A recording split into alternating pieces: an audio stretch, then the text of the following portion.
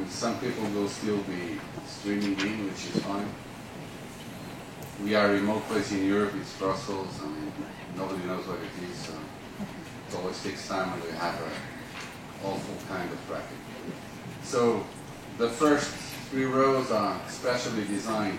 You've seen the chairs are more robust for member states and speakers. But then please feel free, come in front.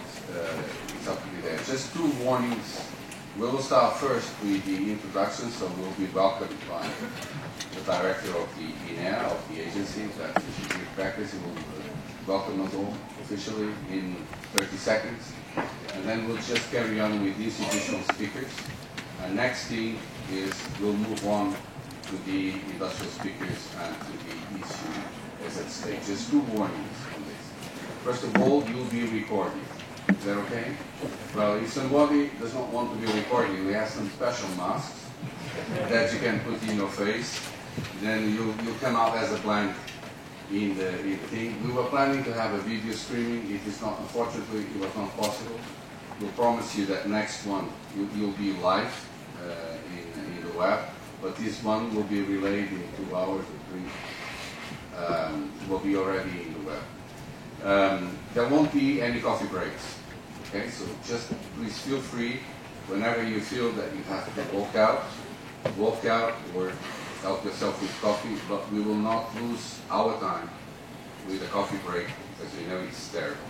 So you can train distributing your business cards during the lunch break. Okay, so without further ado, we will start now. And Dirk Peckers. Thank you, José. Well, good morning to all of you. I'm pleased to welcome you in our agency because I see members of the Parliament, Lord Prescott is there, Brian of course, and some more important people, and I'm pleased to have you in the agency. I think it's particularly important for us that you do it here because that shows as well the added value and the role of the agency in the implementation of Motorways of the Sea, which we are really pleased to help you with this. Now, Motorways of the Sea, maybe just a few words, and then in particular the projects related to environmental aspects have always been a big priority of the Commission, and that has been reflected in the call for proposals, and I will just give you 2 or 3 figures. In the period 2007-13, we had in the area of protection of the marine environment and sustainable shipping, we founded 19 actions for a total investment of 516 million euros and a co-funding of 145. But then in particular last year with the first CEF call, we financed, or there was a selection of 20 projects for a total of almost 400 million and with support of 147. And we financed there a lot of projects starting from alternative fuels such as LNG or methanol, but going to the new abatement technologies as like scrubbers and shoreside electricity. So I think it's quite a variety of projects that we are co-financing there. Now the priority of this environmental and sustainable shipping has as well been reflected on the other parts of the calls, because I was talking about the Moscow, but as well on the innovation and port CEF calls, additional projects have been financed. Only for LNG already we financed for 97 million with a grant contribution of 44 million. And for port screening, it's an investment of 61 million with a contribution of 16. And as you probably know, since 2 years now, our agency is as well in charge of Horizon 2020 projects, so managing research projects. And there as well, actions that are targeting sustainability of maritime transport are being financed. A few examples I could give is one project which is called the E-Ferry, which is a green ferry for local communities project. And then the Lean Ships project, which stands for low energy and near to zero emission ships. So projects which aim is to demonstrate the effectiveness and the reliability of the energy saving on emission reduction technologies at real scale. So, and then we try to make the link between the research project and then the infrastructure project that we are discussing now today as well. Now, considering the overall importance of the environmental dimension of transport for the achievement of the Commission targets or EU targets on environmental issues, we think that the protection of the maritime environment and sustainable shipping will remain a priority for the Commission in the future, as well as, of course, as a matter of financing projects. So we can expect some more financing there. Now, since the motorway of the sea, and I'm a bit more than 30 seconds, but I'm about to stop anyway. Since the motorway of the sea is anyway the maritime pillar of the TEN-T, it is very important, and that's why I'm really pleased to see you here. That your work today will help Brian in establishing the detailed implementation plan on motorways of the sea is very important. And you see we have quite some colleagues from the agency over here today, and we will be following you closely and will be helping you in this respect. So to stop, I would like to wish you fruitful discussions, a lot of success in the presentations today, and I'm looking forward to the results of this forum today, and a lot of success. Thank you.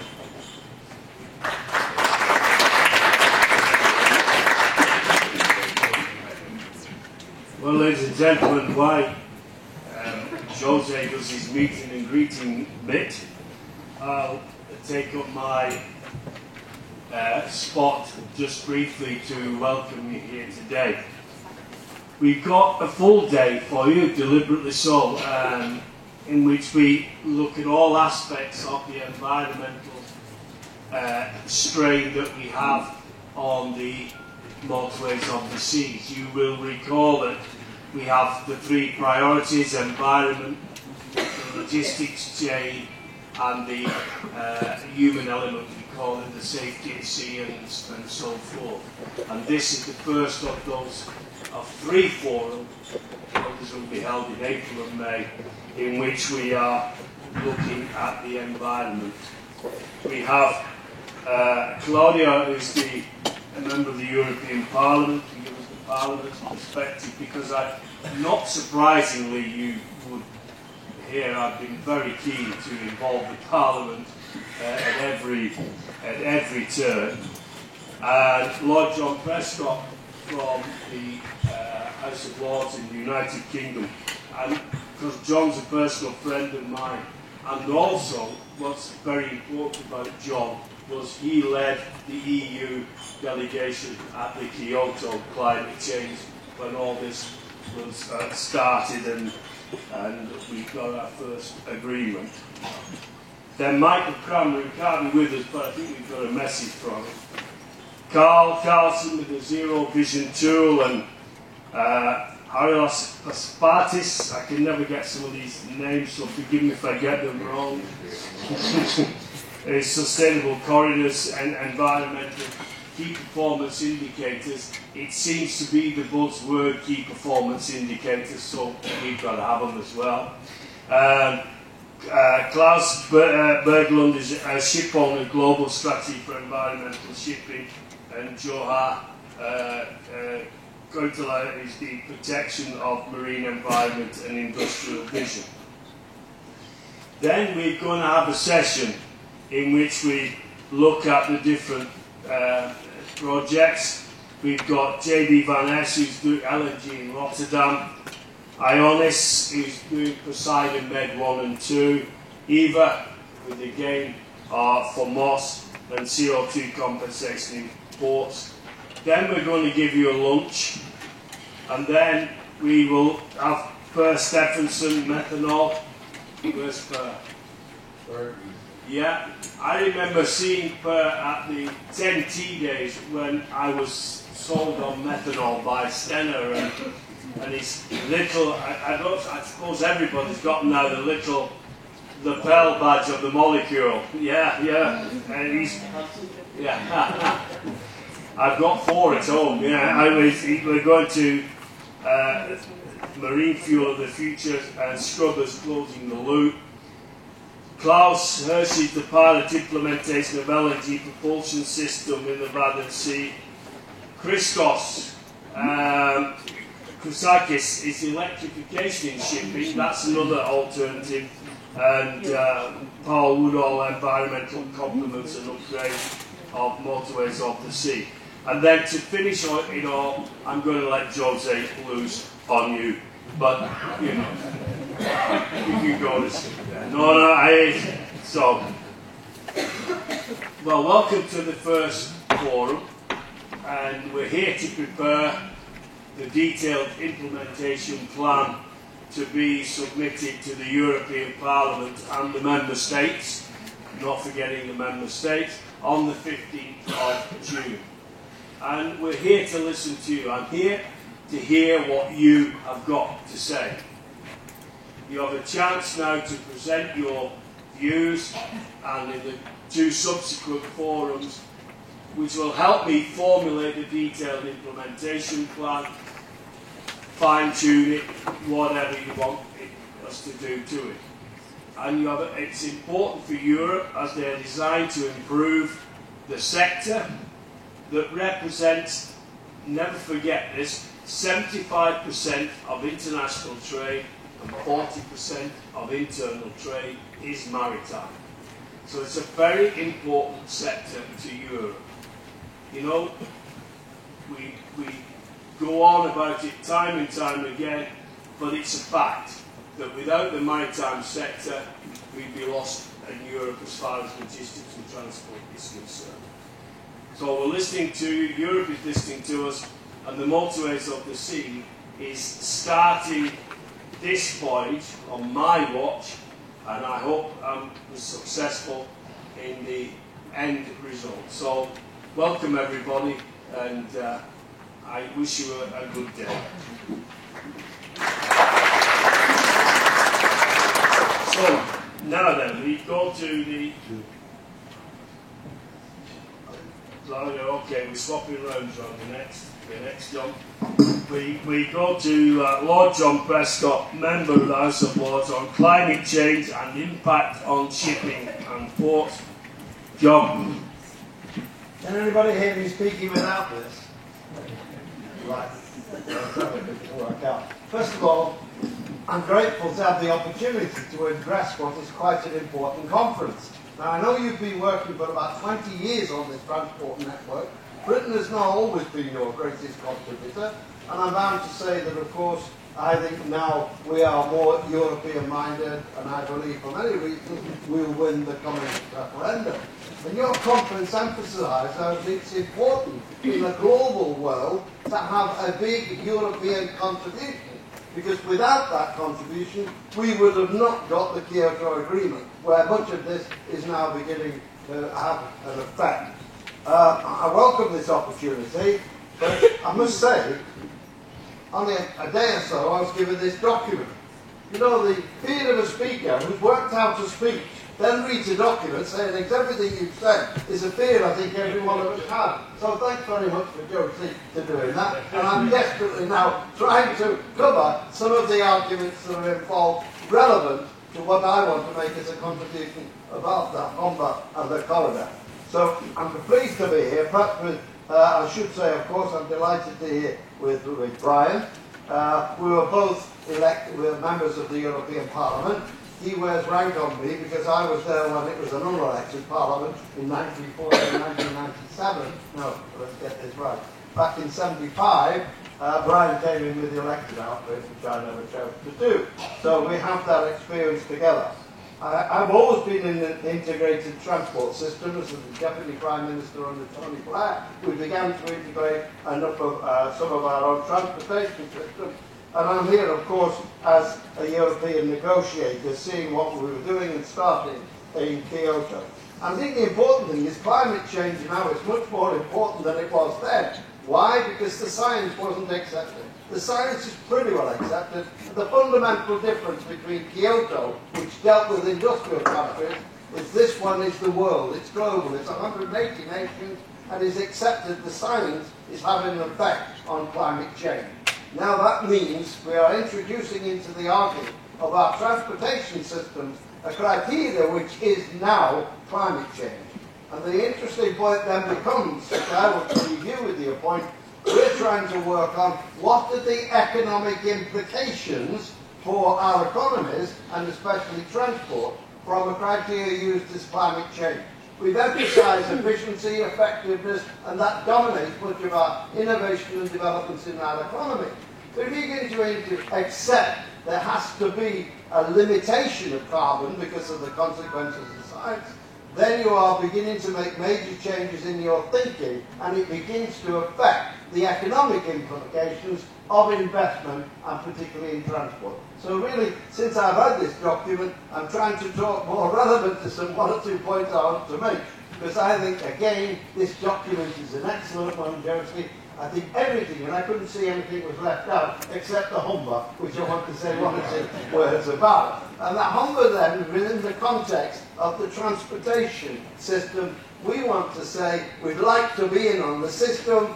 Our kind of transportation system is concentrated through Dover. We're talking now about a northern corridor, a large northern corridor, which is under your plans to develop the connection between Ireland and also into continental Europe. Got to be careful, I just don't call it Europe. Continental Europe. And that is not only just a corridor, but it's going to go across the UK, from the northern part of the UK, as we see here. We also see it connecting to the old traditional route, which was known as the E20. The E20 right into the Baltic area. So we believe that corridor should be in your system. It is another route bar, which is northern route, with a much congested down in the south as we are at the moment, offers some opportunities. What's interesting about that, of course, they're already required an IMO to meet some of the environment requirements of scrubbing different types to reduce sulfur, etc. So we've got a route that we're talking about, which should be added to your thinking, and that's what we're trying to do. Now, what's making these changes, of course, quite considerable, is what came out of the Paris conference. The Paris conference, without going into all the details, I'm sure you know it, what was important from the transportation system is to accept that we have to set targets for the reduction of reduction of carbon. If you're going to do that, then the argument's not solely just about efficiency, that's important, but it's also how a country is able to achieve what it's promised to do in the global negotiations to reduce the level of carbon. So you have to look at some alternatives that begin to give greater importance to reducing gases. And as we've seen with shipping, it may be the type of engine, it may be the type of oil, it might be access, the development of emission-free areas. These are going to affect an awful lot of the transport thinking in this situation.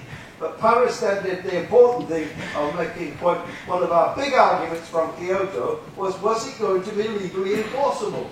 And it was impossible to get the Americans to do it. They couldn't, even Obama couldn't get it through the Commission. China wouldn't follow. So trying to find that global agreement, it had a suggestion that I put to them. Why don't we do like we did in Britain after Kyoto, impose it through statutory legislation?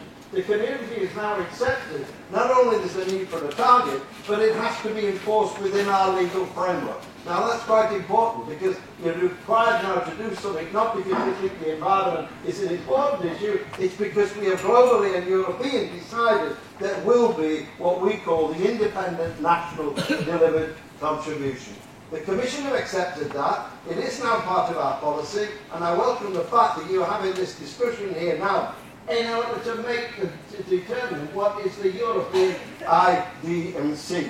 The NDCs. So to that extent, that's an important contribution that comes directly from the conferences where states wanted to make their commitment to reducing carbon. So it has not only a global implication, the commitment of the targets are global, the implementation is national or European. So we agree, and we do within our own kind of legal framework. Now that's going to make a great difference, I think, and using of international bodies like IMO and in aviation, because shipping and aviation, which is tended to be on the side of it, is now right in the centre of it, and will have to make its own contribution by how it plans its transport system as a contribution not only to be more economic and more efficient, which is at the heart of the policy you'll be dealing with, but how does it fit in to meet the national or the European contribution to reduce carbon? So all of a sudden that's quite a major factor. This is change of a fundamental kind. The only thing I can remember one immediate change was as an MP, 40 odd years from my area of Hull, I was very much involved. I had 10 years experience as a seaman. Not like Josie, he was a captain, I was only a steward, but leaving aside. But if you look at that implication then with the tankers, when the tankers were running aground, oil pollution was far low, they had to introduce a global solution with double-hull tankers. Now that's quite a change. What's coming from this is a change that will affect every part of the industry and other industries of ours. So that is a way that you have a vision for transport, I think. It's dynamic, legally binding, a resilient energy union with climate change framework. Now that's quite a fundamental change. And as I said, this criteria will play a major part as well as the economic. Mind you, you mustn't accept the argument by making climate change a criteria, somehow it's painful, it's less profitable. It is not. There's a lot of work that shows that the economic implications of climate change, very much highlighted by a man called Lord Stern during the 20 years of these negotiations, can be beneficial. I could give you examples of it in time, as we found, because when we imposed the law in the UK on the Climate Change Act under our government, that did have very beneficial changes. Why? Because the industry began to use energy more efficiently than it did before. It begins to change the thinking and the commitment, and that comes from that climate change. So shipping will undergo a considerable change. You've envisaged some of it in the document.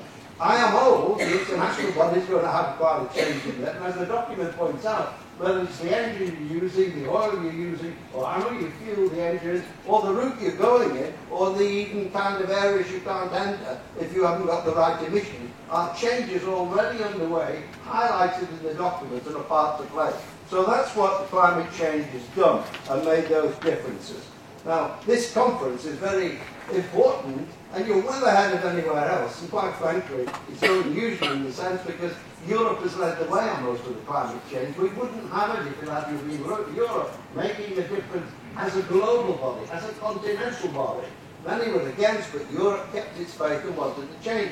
And now you're ahead again. This must be the first discussion I know of where they're discussing in the IMD contributions what the European contribution will be. Nationally, Europeanly imposed in a way. And I think that's very important for your conference. I just want to make an argument. As a corridor of change that we're looking at Homba, that would be environmentally better. It would be a better way into Europe, which is already congested from the south. So you need to put together what are the full implications of that. So just in the conclusion, I would say, we're interested in the major transport corridors in my area of Homba. Today, the government's announcing under its national devolution, I won't go into comment on that, but on what they call their national, hundreds of millions of pounds are being invested in the north to improve the transport. Not before time, I'm about to say. Mind you, billions are going into London, that's another argument. But at the moment, they've announced now to improve the corridor and the transportation across that. Now, that bridge across Britain is not just between Ireland getting better accepted through UK into things. If you look at what's happening to international trade, it's all on the west side. Liverpool's already building on the super port a new container thing. So it's traffic that's going to come from the west right over to the largest consumer market here in Europe. So this is a major route in the transport corridors. So of course we're interested to see that. And of course it's the old E20 route. The E20 route, which is very much with the Baltic. So we have got together with some of the Baltic ports now to look at how we might present this as one of our contributions to the actual development of the motorways of the sea. The other part that we've done is to study the economics of the low-carbon cities and area.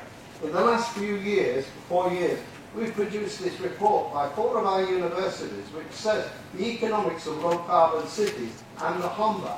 We believe that we can show that if we put this together not just as a whole port, but as a region and as an estuary, it could be low carbon. It could be an important development as how we develop the estuaries, more than just the ports, but the estuaries themselves. The Homba's about over 1 million people involved, so in that sense it's quite a big and important part. But to do that, we've produced this report. It's called The Economies of Low Carbon Cities. It's what we call a mini Stern review. And I've embodied and worked with 2 colleagues since then, Lord Stern, who produced the first book of the economics of climate change, a very excellent book, influenced the conferences at Paris and indeed back in Kyoto. The other one is Vice President Ball, who I worked with ever since 1997 at Kyoto, right through this period. Both of them have come on board to help us develop this problem into how you can turn transportation systems and estuaries into what you might call low-carbon development. Because that's what we're going to. The rich world has got to produce a low-carbon solution. The developing countries have got to find their way through, and we have to help them to move from what is basically high-carbon growth, in which we poison the world, to a low carbon world where we lead the way and help develop the rest of the economy. So I see this issue, in conclusion, as a crucial issue on transportation, certainly from low carbon, but connected and can only be done in a European concept. That's why it's so wrong. If you look at the areas of the Humber there, it's not just the port at the entrance. It's a whole massive area. And you've got Liverpool over on the west side. It's a superport. We're developing the superport in Holland, the same idea. So what you've got is a connection of two superports, concentrating not in the efficient, only on the efficient transportation, but how do we reduce carbon? And that's quite a fundamental issue. So in all the research you're doing, Justin, in this document, I hope we can make a contribution in that consideration that how we look at what will happen if we change to a low carbon economy involving transportation systems and two numbers. And that's our contribution we can make, perhaps during the excellent work we're doing on these transport networks. So I hope you'll hear more and more of the Humber solution of not only economic efficiency for Europe, but also how you make the change for low carbon economies.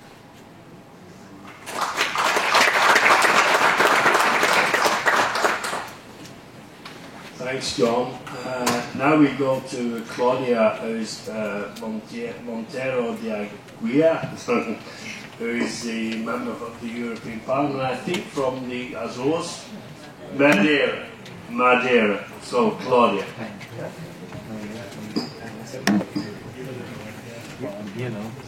Thank you. I will need the microphone because I'm a little bit sick, so my voice is not so loud as our colleague. Thank you, Lord Prescott, for this introduction. And if it was difficult to you, because you had a nice document, so important document, and you had this nice speech, I think that for me the work will be tougher to spread some good information too. Well, thank you for inviting me here on this really important issue that we are here discussing from the motorways of the seas. I do apologize for my little delay because I was on the committee track voting the fourth railway package. We hope that we won't have a fifth railway package.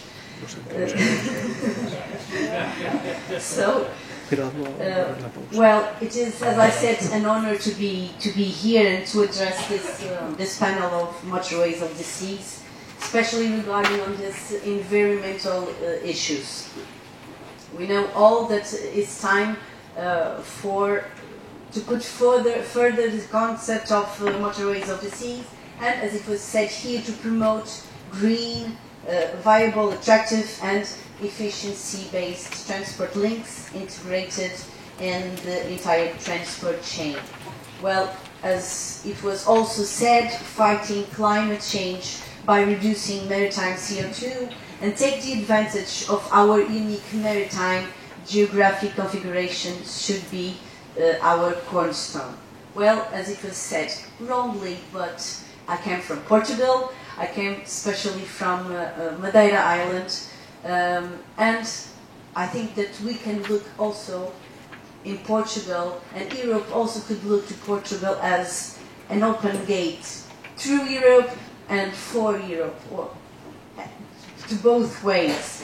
But especially, I think that we should be in consider that outermost regions, islands, such as Madeira, Canarias, the outermost regions, this insular identity obliges me to say that motorways of the seas are an instrumental for improving connectivity and also cohesion to peripheral and insular regions. Well, I believe that this detailed implementation plan should take special attention, as I said, to the outermost regions' conditions. We should be able, some way, somehow, to, as I'm reading that, making implementation happen. We need somehow to involve the islands and to make this all integration, as it is being done in other sectors, to be here done in the motorways of the seas. It is crucial to minimize the maritime transport pollution by investing and supporting the use of LNG and other green sources.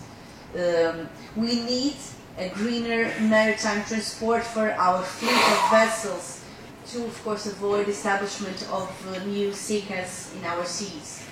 We need a greener maritime transport as the backbone of international trade, but also for our ferry transports operation between islands and mainland.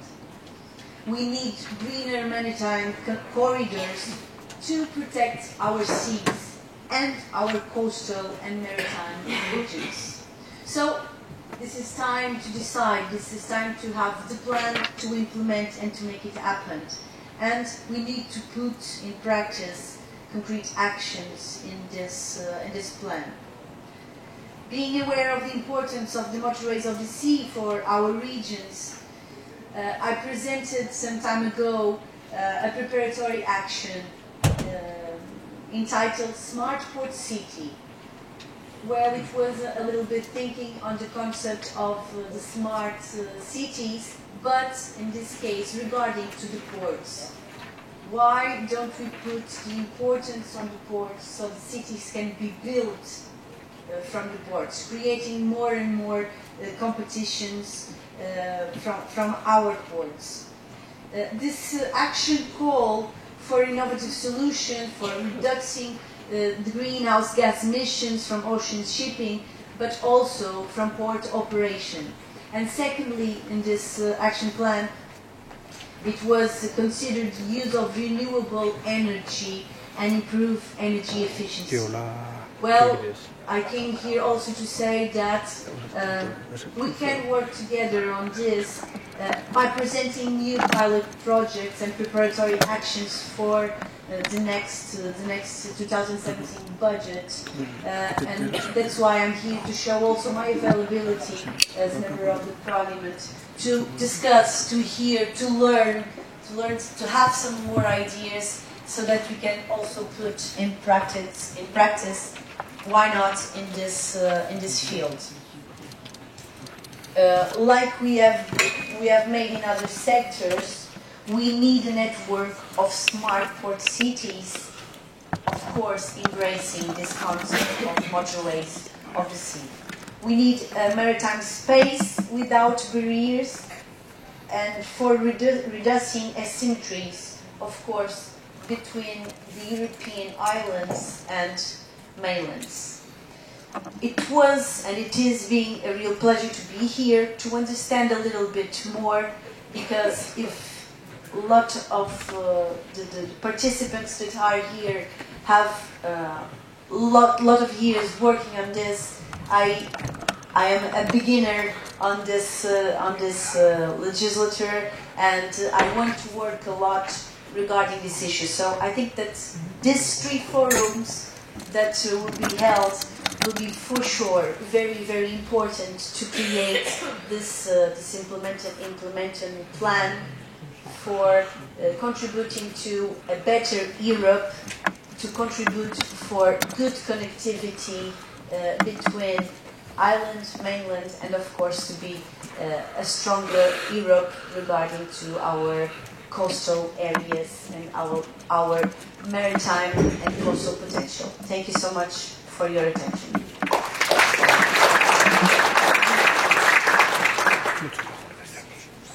Right, we should have Michael Kramer from the Parliament, but as you've heard from Claudia, they're voting this morning, so it'll be after lunch when Michael comes. So can I now start by setting the scene and ask 4 speakers to give us their contribution. The first of those is Carl Carlson on the Zero Vision 2, methanol for a paradigm shift. He's not here. Oh.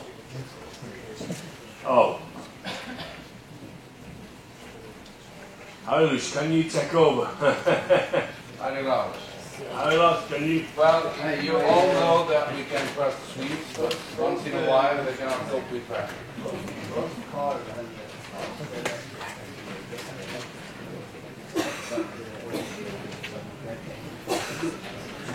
All right. Okay. They're coming, are they, right? They will be. Ariel, the floor is yours.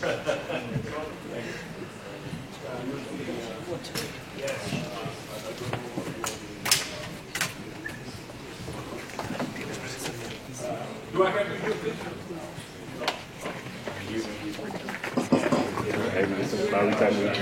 Yeah, okay. Always need to- Okay, find the, I have it somewhere.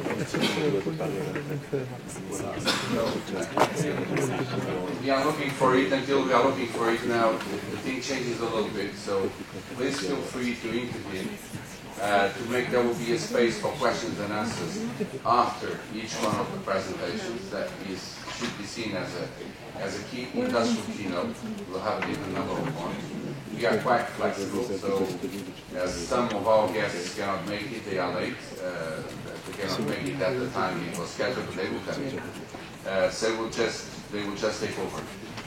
Please do not forget that the way we'll operate it is that your contributions, look at the teaser as a rib cage, okay, with the ribs there, and you guys are giving us the flesh, right?